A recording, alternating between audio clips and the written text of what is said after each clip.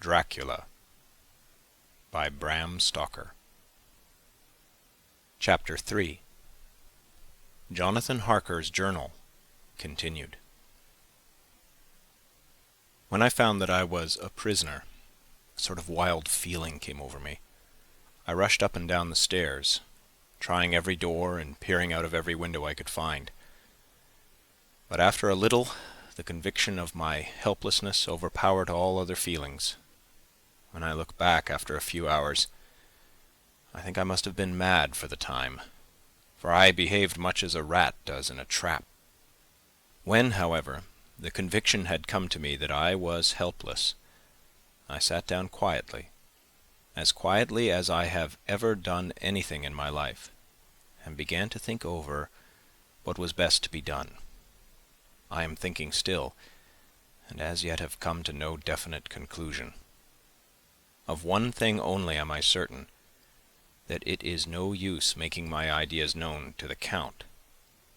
He knows well that I am imprisoned, and as he has done it himself, and has doubtless his own motives for it, he would only deceive me if I trusted him fully with the facts.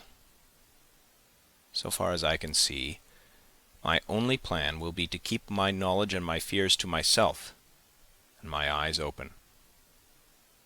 I am, I know, either being deceived, like a baby, by my own fears, or else I am in desperate straits, and if the latter be so, I need, and shall need, all my brains to get through. I had hardly come to this conclusion when I heard the great door below shut, and knew that the Count had returned. He did not come at once into the library, so I went cautiously to my own room and found him making the bed. This was odd, but only confirmed what I had all along thought, that there are no servants in the house. When later I saw him through the chink of the hinges of the door laying the table in the dining-room, I was assured of it. For if he does himself all these menial offices, surely it is proof that there is no one else in the castle. It must have been the Count himself who was the driver of the coach that brought me here. This is a terrible thought. For if so, what does it mean that he could control the wolves as he did, by only holding up his hand for silence? How was it that all the people at Bistritz and on the coach had some terrible fear for me? What meant the giving of the crucifix, of the garlic, of the wild rose, of the mountain ash?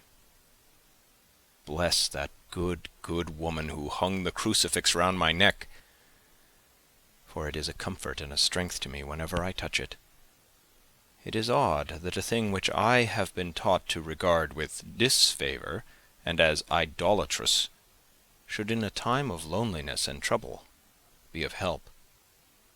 Is it that there is something in the essence of the thing itself, or that it is a medium, a tangible help, in conveying memories of sympathy and comfort? Sometime, if it may be, I must examine this matter and try to make up my mind about it. In the meantime I must find out all I can about Count Dracula, as it may help me to understand. Tonight he may talk of himself, if I turn the conversation that way. I must be very careful, however, not to awake his suspicion.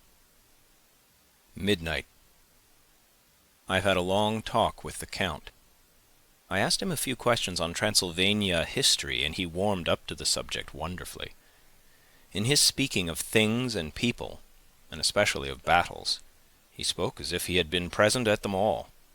This he afterwards explained by saying that to a boyar the pride of his house and name is his own pride, that their glory is his glory, that their fate is his fate.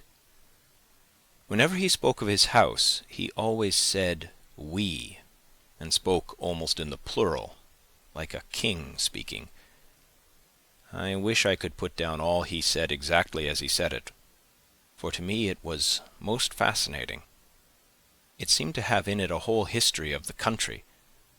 He grew excited as he spoke, and walked about the room pulling his great white moustache and grasping anything on which he laid his hands, as though he would crush it by main strength. One thing he said, which I shall put down as nearly as I can, for it tells in its way the story of his race.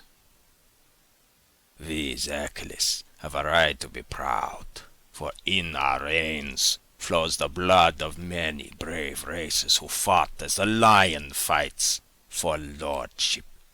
Here, in the whirlpool of European races, the Ugric tribe bore down from Iceland the fighting spirit which Thor and Woden gave them, which their berserkers displayed to such fell intent on the seaboards of Europe, aye, and of Asia and Africa too, till the peoples thought that the werewolves themselves had come. Here too, when they came, they found the Huns, whose warlike fury had swept the earth like a living flame, till the dying peoples held it in their veins, ran the blood of those old witches, who expelled from Scythia had mated with the devils in the desert. Fools, fools! What devil or what witch was ever so great as Attila, whose blood is in these veins? He held up his arms. Is it a wonder that we were a conquering race, that we were proud, that when the Magyar, the Lombard, the Avar, the Bulgar, or the Turk poured his thousands on our frontiers, that we drove them back? Is it strange that when Arpad and his legions swept through the Hungarian fatherland, he found us here when he reached the frontier, that the Honfoglalas was completed there, and when the Hungarian flood swept eastward, the Zerkelis were claimed as kindred by the victorious Magyars, and to us for centuries was trusted the guarding of the frontier of Turkeyland. Aye, and more than that, endless duty of the frontier guard, for as the Turks say, water sleeps, and the enemy is sleepless. Who more gladly than we throughout the 4 nations received the bloody sword, or at its warlike call flocked quicker to the standard of the king? When was redeemed that great shame of my nation, the shame of Kosovo, when the flags of the Valak and the Magyar went down beneath the crescent? Who was it but one of my own race, who as voivod crossed the Danube and beat the Turk on his own ground? This was a Dracula indeed. Woe was it that his own unworthy brother, when he had fallen, sold his people to the Turk, and brought the shame of slavery on them. Was it not this Dracula, indeed, who inspired that other of his race, who, in a later age, again and again brought his forces over the great river into Turkeyland, who, when he was beaten back, came again and again, though he had to come alone from the bloody field where his troops were being slaughtered, since he knew that he alone could ultimately triumph. They said that he thought only of himself. Bah! What good are peasants without a leader? Where ends the war without a brain and a heart to conduct it? Again, when after the Battle of Mohawks, we threw off the Hungarian yoke, we of the Dracula Dracula blood were amongst their leaders. For our spirit would not brook that we were not free. Ah, young sir, the Zekelis and the Dracula as their heart's blood, their brains and their swords, can boast a record that mushroom growths like the Habsburgs and the Romanovs could never reach. The warlike days are over.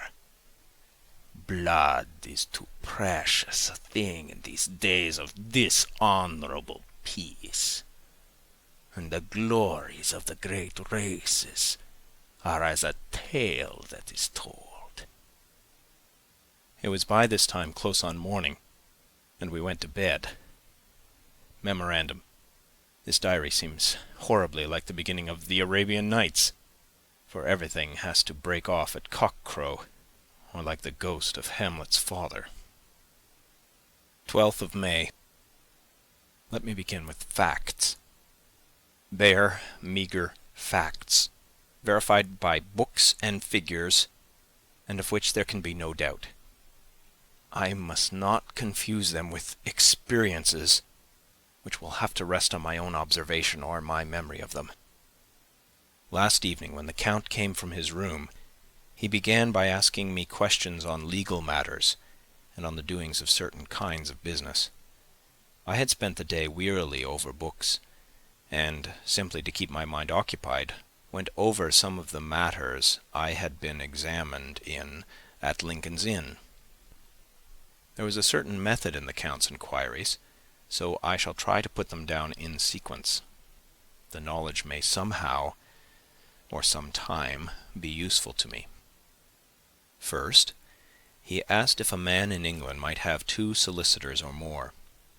I told him he might have a dozen if he wished, but that it would not be wise to have more than 1 solicitor engaged in one transaction, as only one could act at a time, and that to change would be certain to militate against his interest. He seemed thoroughly to understand, and went on to ask if there would be any practical difficulty in having one man to attend, say, to banking, and another to look after shipping, in case local help were needed in a place far from home of the banking solicitor. I asked him to explain more fully, so that I might not by any chance mislead him. So he said, "I shall illustrate. Your friend and mine, Mr. Peter Hawkins, from under the shadow of your beautiful cathedral at Exeter, which is far from London, buys for me through your good self my place at London. Now here let me say frankly, lest you should think it strange that I have sought the services of one so far off from London instead of someone resident there, that my motive was that no local interest might be served save my wish only, and as one of London residents might perhaps have some purpose of himself or friend to serve. I went thus afield to seek my agent, whose labor should be only to my interest. Now, suppose I, who have much of affairs, wish to ship goods, say, to Newcastle or Durham or Harwich or Dover. Might it not be that it could be with more ease be done by consigning to one in these ports?" I answered that certainly it would be most easy, but that we solicitors had a system of agency, one for the other, so that local work could be done locally on instruction from any solicitor, so that the client, simply by placing himself in the hands of one man, could have his wishes carried out by him without further trouble. "But," said he, "I could be at liberty to direct myself. Is it not so?" "Of course," I replied, "and such is often done by men of business, who do not like the whole of their affairs to be known by any one person." "Good," he said, and then went on to ask about the means of making consignments and the forms to be gone through, and of all sorts of difficulties which might arise, but by forethought could be guarded against. I explained all these things to him to the best of my ability, and he certainly left me under the impression that he would have made a wonderful solicitor, for there was nothing that he did not think of or foresee. For a man who was never in the country, and who did not evidently do much in the way of business, his knowledge and acumen were wonderful. When he had satisfied himself on these points on which he had spoken, and I had verified all as well as I could by the books available, he suddenly stood up and said, "Have you written, since your first letter, to our friend Mr. Peter Hawkins, or to any other?" It was with some bitterness in my heart that I answered that I had not, that as yet I had not seen any opportunity of sending letters to anybody. "Then write now, my young friend," he said, laying a heavy hand on my shoulder. "Write to our friend, and to any other, and say, if it will please you, that you shall stay with me until a month from now." "Do you wish me to stay so long?" I asked, for my heart grew cold at the thought. "I desire it much. Nay, I will take no refusal. When your master, employer, what you will, engaged that someone should come on his behalf, it was understood that my needs only were to be consulted. I have not stinted. Is it not so?" What could I do but bow acceptance? It was Mr. Hawkins' interest, not mine, and I had to think of him, not myself, and besides, while Count Dracula was speaking, there was that in his eyes and in his bearing which made me remember that I was a prisoner, and that if I wished it, I could have no choice. The Count saw his victory in my bow, and his mastery in the trouble of my face, for he began at once to use them, but in his own smooth, resistless way.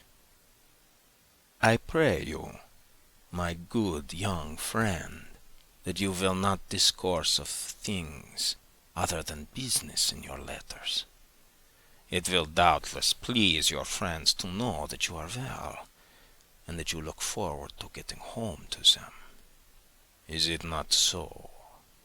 As he spoke, he handed me 3 sheets of notepaper and 3 envelopes. They were all of the thinnest foreign post, and looking at them, then at him, and noticing his quiet smile, with the sharp canine teeth lying over the red underlip, I understood as well as if he had spoken that I should be more careful what I wrote, for he would be able to read it. So I determined to write only formal notes now, but to write fully to Mr. Hawkins in secret, and also to Mina, for to her I could write shorthand which would puzzle the Count, if he did see it. When I had written my 2 letters, I sat quiet, reading a book, whilst the Count wrote several notes, referring as he wrote them to some books on his table. Then he took up my 2, and placed them with his own, and put by his writing materials, after which, the instant the door had closed behind him, I leaned over and looked at the letters, which were face down on the table. I felt no compunction in doing so, for under the circumstances I felt that I should protect myself in every way I could. One of the letters was directed to Samuel F. Billington, No. 7, The Crescent, Whitby; another to Herr Leutner, Varna; the third was to Coutts and Company, London; and the fourth to Herren Klopstock and Billruth, bankers, Budapest. The second and fourth were unsealed. I was just about to look at them when I saw the door-handle move. I sank back in my seat, having just had time to resume my book before the Count, holding still another letter in his hand, entered the room. He took up the letters on the table and stamped them carefully, and then turning to me, said, "I trust you will forgive me, but I have much work to do in private this evening. You will, I hope, find all things as you wish." At the door he turned, and after a moment's pause said, "Let me advise you, my dear young friend. Nay, let me warn you, with all seriousness, that should you leave these rooms, you will not by any chance go to sleep in any other part of the castle. It is old, and has many memories, and there are bad dreams for those who sleep unwisely. Be warned. Should sleep now or ever overcome you, or be like to do, then haste to your own chamber or to these rooms, for your rest will then be safe. But if you be not careful in this respect, then—" He finished his speech in a gruesome way, for he motioned with his hands as if he were washing them. I quite understood. My only doubt was as to whether any dream could be more terrible than the unnatural, horrible net of gloom and mystery which seemed closing around me. Later, I endorse the last words written, but this time there is no doubt in question. I shall not fear to sleep in any place where he is not. I have placed the crucifix over the head of my bed.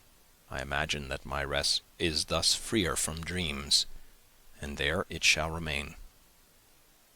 When he left me, I went to my room. After a little while, not hearing any sound, I came out and went up the stone stair to where I could look out towards the south. There was some sense of freedom in the vast expanse, inaccessible though it was to me, as compared with the narrow darkness of the courtyard. Looking out on this, I felt that I was indeed in prison, and I seemed to want a breath of fresh air, though it were of the night. I am beginning to feel this nocturnal existence tell on me. It is destroying my nerve. I start at my own shadow and am full of all sorts of horrible imaginings. God knows that there is ground for my terrible fear in this accursed place. I looked out over the beautiful expanse, bathed in soft yellow moonlight, till it was almost as light as day. In the soft light, the distant hills became melted, and the shadows in the valleys and gorges of velvety blackness. The mere beauty seemed to cheer me. There was peace and comfort in every breath I drew. As I leaned from the window, my eye was caught by something moving a story below me and somewhat to my left, where I imagined, from the order of the rooms, that the windows of the Count's own room would look out. The window at which I stood was tall and deep, stone-mullioned, and though weather-worn, was still complete. But it was evidently many a day since the case had been there. I drew back behind the stonework and looked carefully out. What I saw was the Count's head coming out from the window. I did not see the face, but I knew the man by the neck and the movement of his back and arms. In any case, I could not mistake the hands which I had many opportunities of studying. I was at first interested and somewhat amused, for it is wonderful how small a matter will interest and amuse a man when he is a prisoner.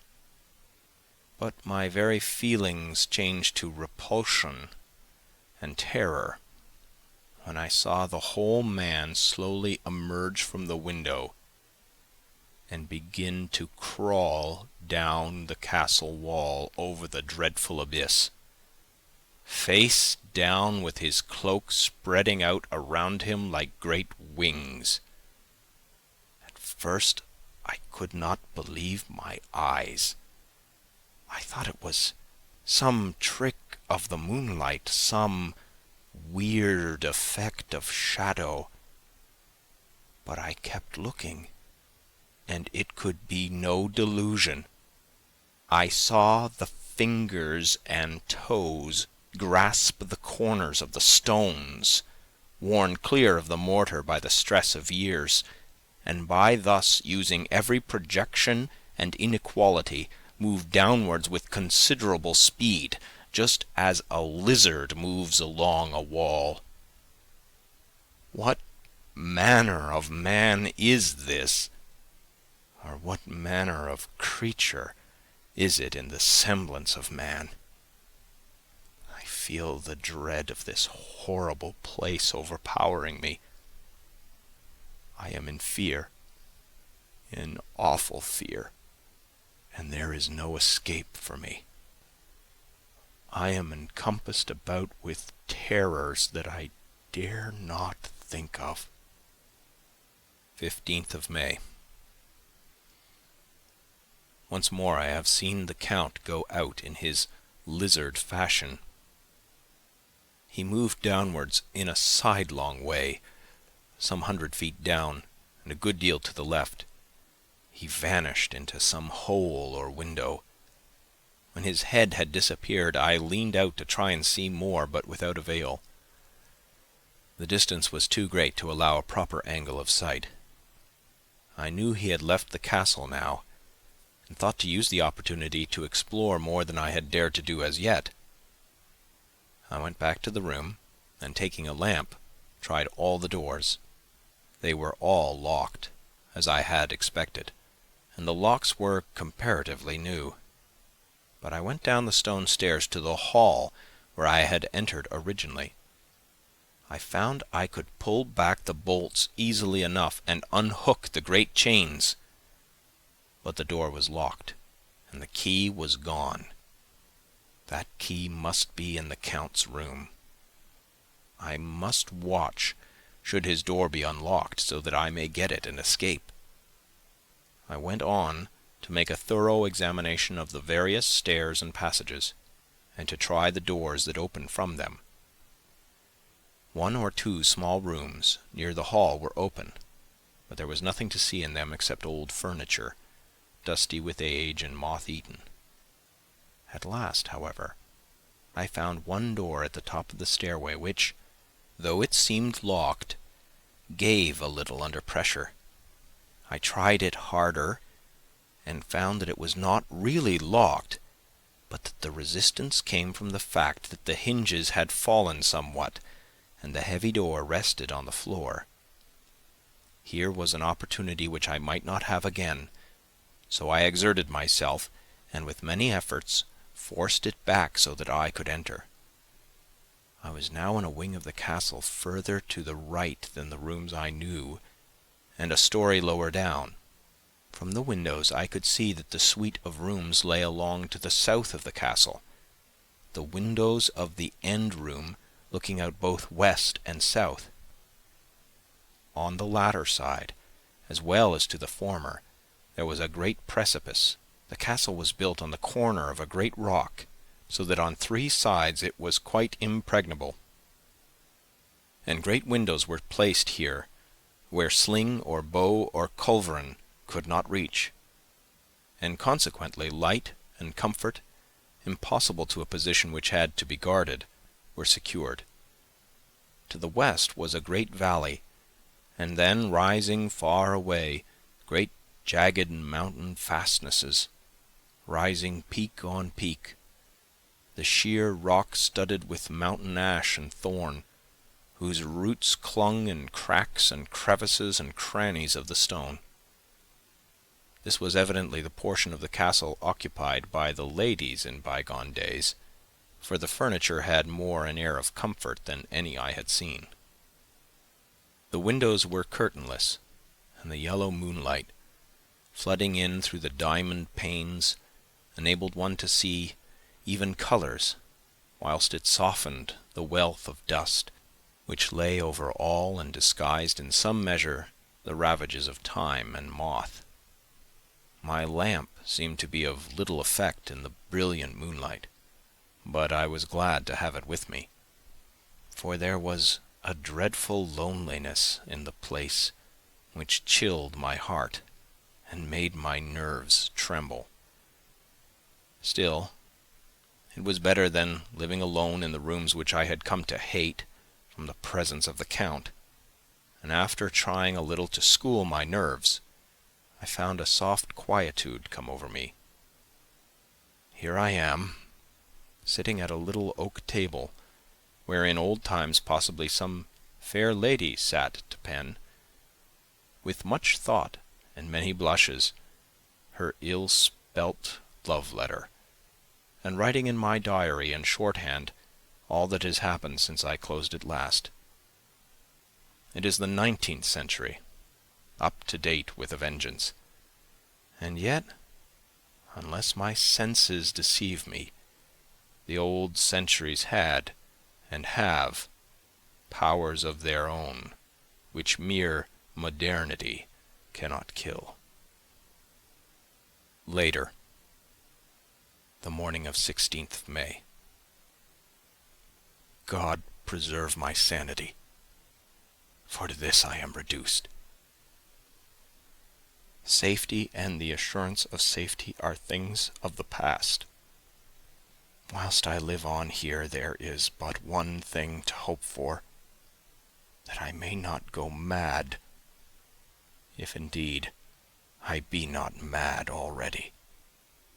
If I be sane, and surely it is maddening to think that of all the foul things that lurk in this hateful place, the Count is the least dreadful to me, that to him alone I can look for safety, even though this be only whilst I can serve his purpose.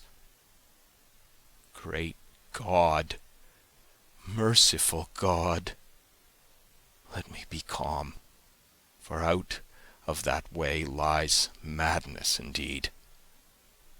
I begin to get new lights on certain things which have puzzled me. Up to now I never quite knew what Shakespeare meant when he made Hamlet say, "My tablets, quick, my tablets, 'tis meet that I put it down," etc. For now, feeling as though my own brain were unhinged, or as if the shock had come which must end in its undoing, I turn to my diary for repose. The habit of entering accurately must help to soothe me. The Count's mysterious warning frightened me at the time. It frightens me more now when I think of it, for in the future he has a fearful hold upon me. I shall fear to doubt what he may say.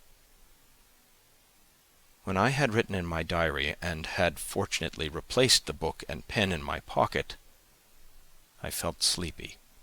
The Count's warning came into my mind, but I took pleasure in disobeying it. The sense of sleep was upon me, and with it the obstinacy which sleep brings as outrider.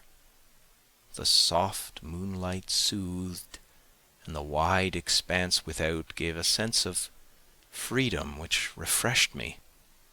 I determined not to return tonight to the gloom-haunted rooms, but to sleep here, where of old ladies had sat and sung and lived sweet lives, whilst their gentle breasts were sad for their menfolk away in the midst of remorseless wars. I drew a great couch out of its place near the corner, so that as I lay, I could look at the lovely view to east and south, and unthinking of and uncaring for the dust, compose myself for sleep. I suppose I must have fallen asleep. I hope so, but I fear, for all that followed was startlingly real, so real that now sitting here in the broad, full sunlight of the morning, I cannot in the least believe that it was all sleep. I was not alone. The room was the same, unchanged in any way since I came into it. I could see along the floor, in the brilliant moonlight, my own footsteps marked where I had disturbed the long accumulation of dust. In the moonlight opposite me were 3 young women, ladies by their dress and manner. I thought at the time that I must be dreaming when I saw them. They threw no shadow on the floor. They came close to me and looked at me for some time, and then whispered together. 2 were dark and had high aquiline noses, like the Count, and great, dark, piercing eyes that seemed to be almost red when contrasted with the pale yellow moon. The other was fair as can be, with great masses of golden hair and eyes like pale sapphires. I seemed somehow to know her face, and to know it in connection with some dreamy fear, but I could not recollect at the moment how or where.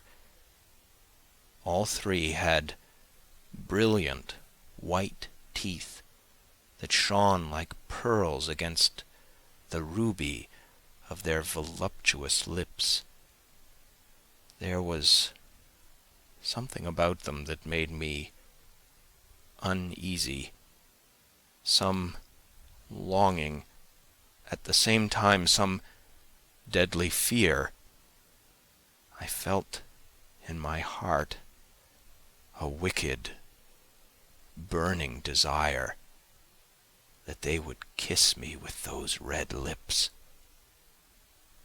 It is not good to note this down, lest some day it should meet Mina's eyes and cause her pain, but it is the truth. They whispered together, and then they all 3 laughed. Such a silvery, musical laugh, but as hard as though the sound never could have come through the softness of human lips. It was like the intolerable, tingling sweetness of water glasses when played on by a cunning hand. The fair girl shook her head coquettishly, and the other 2 urged her on. One said, "Go on, you are the first, we shall follow. Yours is the right to begin." The other added, "He is young and strong. There are kisses for us all." I lay quiet, looking out from under my eyelashes in an agony of delightful anticipation.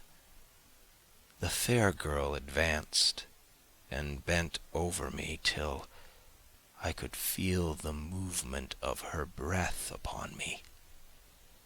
Sweet it was in one sense, honey sweet, and sent the same tingling through the nerves as her voice, but with a bitter underlying the sweet, a bitter offensiveness as one smells in blood.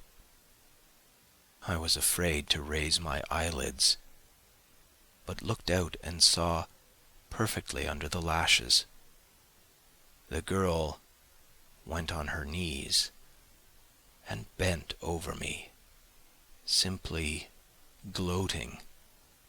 There was a deliberate voluptuousness which was both thrilling and repulsive, and as she arched her neck, she actually licked her lips like an animal, till I could see in the moonlight the moisture shining on the scarlet lips and on the red tongue as it lapped the white, sharp teeth. Lower and lower went her head, as the lips went below the range of my mouth and chin and seemed to fasten on my throat. Then she paused, and I could hear the churning sound of her tongue as it licked her teeth and lips, and I could feel the hot breath on my neck. Then the skin of my throat began to tingle as one's flesh does when the hand that is to tickle it approaches nearer, nearer. I could feel the soft, shivering touch of the lips on the super-sensitive skin of my throat, and the hard dents of two sharp teeth just touching and pausing there. I closed my eyes in languorous ecstasy and waited with beating heart. But at that instant, another sensation swept through me as quick as lightning. I was conscious of the presence of the Count and of his being, as if I lapped in a storm of fury.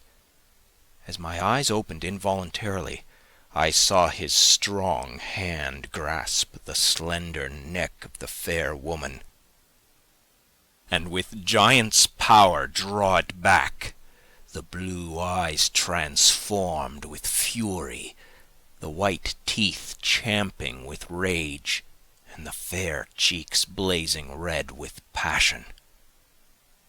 But the Count! Never did I imagine such wrath and fury even to the demons of the pit. His eyes were positively blazing. The red light in them was lurid, as if the flames of hellfire blazed behind them. His face was deathly pale, and the lines of it were hard like drawn wires. The thick eyebrows that met over the nose now seemed like a heaving bar of white-hot metal. With a fierce sweep of his arm he hurled the woman from him, and then motioned to the others as though he were beating them back. It was the same imperious gesture that I had seen used to the wolves. In a voice which, though low and almost in a whisper, seemed to cut through the air and then ring in the room, he said, "How dare you touch him, any of you? How dare you cast eyes on him when I have forbidden it? Back, I tell you all.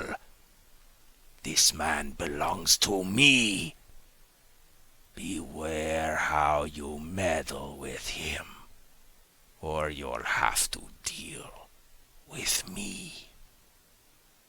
The fair girl, with a laugh of ribald coquetry, turned to answer him.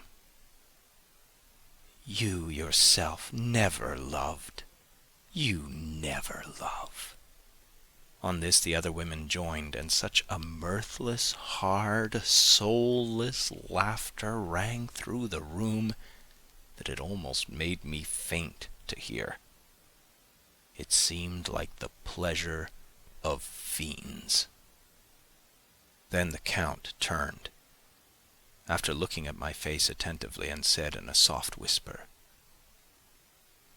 "Yes, I too can love. You yourselves can tell it from the past. Is it not so? Well, now I promise you that when I am done with him, You shall kiss him at your will.